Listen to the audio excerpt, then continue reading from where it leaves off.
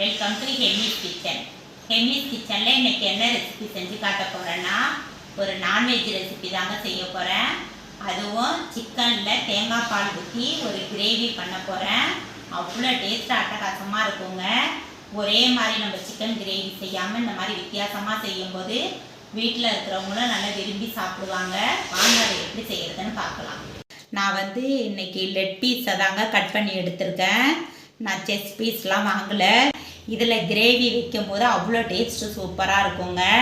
வாங்க இப்போ அந்த கிரேவி எப்படி செய்கிறதுன்னு பார்க்கலாம். பாருங்கள், நான் ஒரு 15 போல் சின்ன வெங்காயம் உரித்து வச்சுருக்கேன். ஒரு கட்டி பூண்டு உரித்து வச்சுருக்கேன்.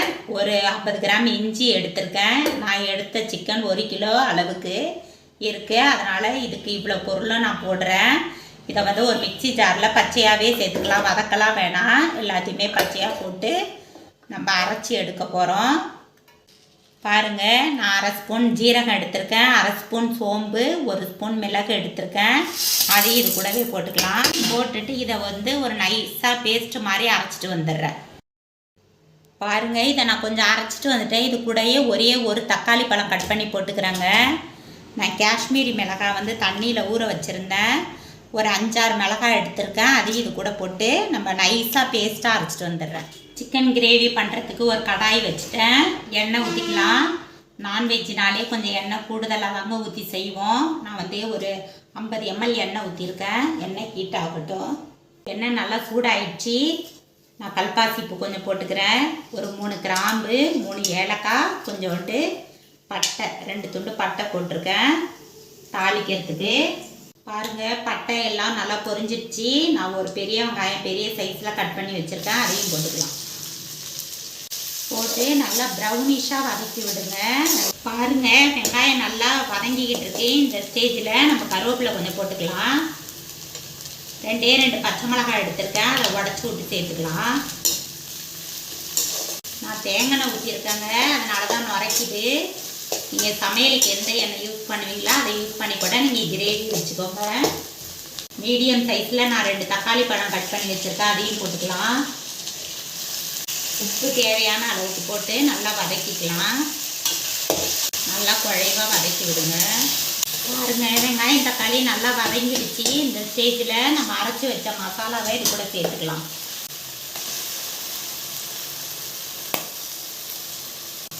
அரைச்சி வச்ச மசாலாவை சேர்த்து நல்லா பச்சை மணம் போகிற அளவுக்கு வதக்கி விடணுங்க. ஏன்னா நம்ம இப்போ எல்லாமே பச்சையாக தான் அரைச்சிருக்கிறோம். அதனால் நல்லா எண்ணெய் தெளிஞ்சு மேலே வரும். வதக்குறதுல தான் இதில் டேஸ்ட்டே இருக்குது. அதனால் நல்லா வதக்கணும் டைம் எடுத்து. மஞ்சத்தூள் தேவையான அளவுக்கு மஞ்சத்தூள் போட்டுக்கலாம். நான் ஒரு 1/2 ஸ்பூன் கிட்ட போடுறேன். மஞ்சத்தூள் போட்டுட்டு நல்லா வதக்கி விட்டுடலாம். கொஞ்சம் டைம் எடுத்து வதக்குங்க. பாருங்கள், மசாலா கொஞ்சம் வெந்துருச்சு. இந்த ஸ்டேஜில் நம்ம கழுவி வச்ச சிக்கனை இது கூட சேர்த்துக்கலாம்.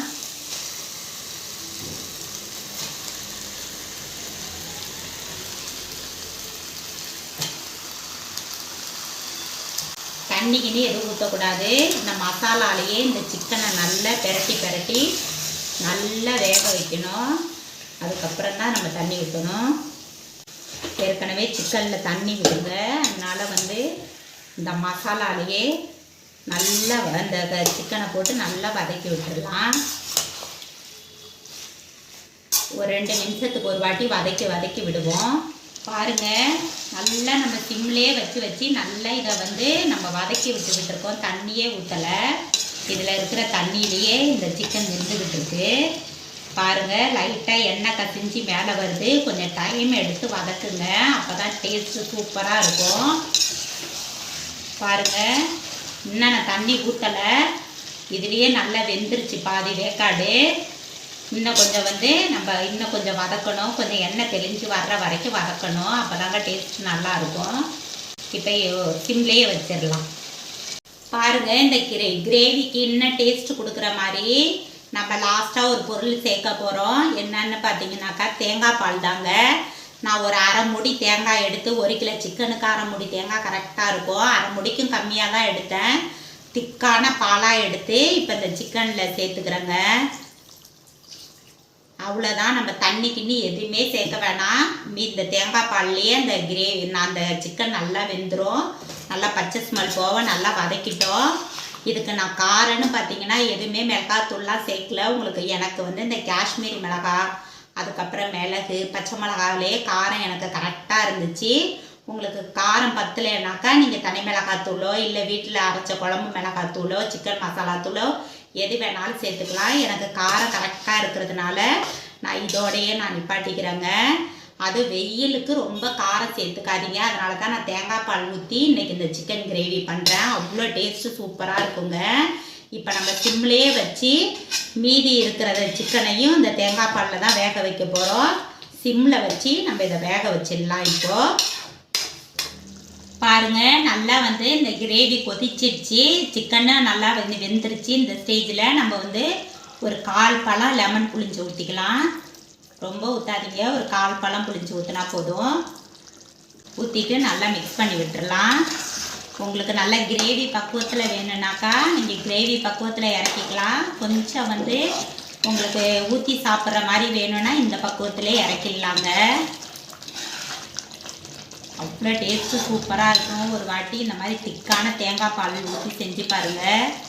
நம்ம வந்து ரொம்ப காரம் எடுத்துக்க வேணாம். வெயில் டைமில் வந்து சிக்கன் ரேராக சமைக்கும் போது நான் சொல்லித்தர்ற மெத்தடில் சமைச்சு பாருங்கள். அவ்வளோ டேஸ்ட்டு சூப்பராக இருக்கும். இதில் நான் ஒரு 1/2 ஸ்பூன் வந்து மிளகுத்தூள் தூவிக்கிறேன். காரம் நான் வந்து மீடியமாக தாங்க போட்டிருக்கேன். போட்டுட்டு நல்லா மிக்ஸ் பண்ணி விட்டுடலாம். பாருங்கள், நான் கொஞ்சோண்டு கஸ்தூரி மேத்தி எடுத்திருக்கேன். இது வந்து காஞ்ச வெந்தய இலை தாங்க, வேறு ஒன்றும் கிடையாது. இது சிக்கனில் போட்டு சமைக்கும் போது ஃப்ளேவர் சூப்பராக இருக்கும், டேஸ்ட்டும் நல்லாயிருக்கும். இருந்தால் போடுங்க, இல்லைன்னா விட்டுருங்க. இதை வந்து லைட்டாக இப்படி வந்து கசக்கிட்டு போடுங்க, அப்போ தான் நல்லாயிருக்கும் வாசனை. மேலே தூவிட்டு கொத்தமல்லி இலையும் நான் தூவிக்க போகிறேன். பாருங்கள், பொடி பொடியாக கொத்தமல்லி இலை கட் பண்ணி வச்சுருக்கேன், அதையும் தூவிக்கலாம். தூவிட்டு நல்லா மிக்ஸ் பண்ணிவிட்டு ஆஃப் பண்ணிட போகிறேன். எனக்கு கொஞ்சம் நல்லா இந்த மாதிரி கிரேவி பக்குவத்தில் தாங்க வேணும். அதனால் நான் இதை வந்து ஒரு மிக்ஸ் பண்ணிவிட்டு ஆஃப் பண்ணிட போகிறேன். ஒரு அருமையான தேங்காய் பால் ஊற்றி ஒரு சிக்கன் கிரேவி செஞ்சு காட்டியிருக்கேன். இதே மாதிரி நீங்களும் செஞ்சு சாப்பிட்டு பாருங்கள். டேஸ்ட்டு அவ்வளோ சூப்பராக இருக்கும்.